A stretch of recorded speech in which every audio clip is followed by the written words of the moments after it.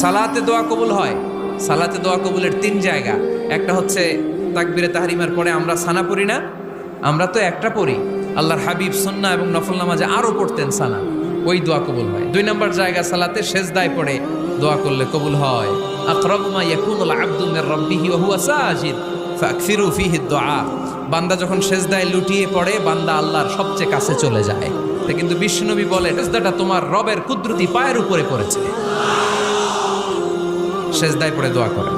সালাম ফিরানোর আগে বিশ্বনবী দোয়া করতেন, লা ইউসাল্লিমান্না আহাদুকুম হাত্তা ইয়াতাআওয়াযা মিন আরবা'a।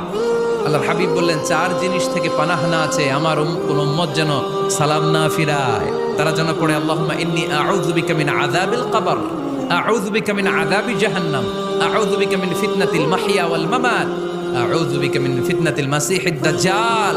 আল্লাহ কবরের আযাব থেকে বাঁচাও, আল্লাহ জাহান্নামের আগুন থেকে বাঁচাও, আল্লাহ জীবন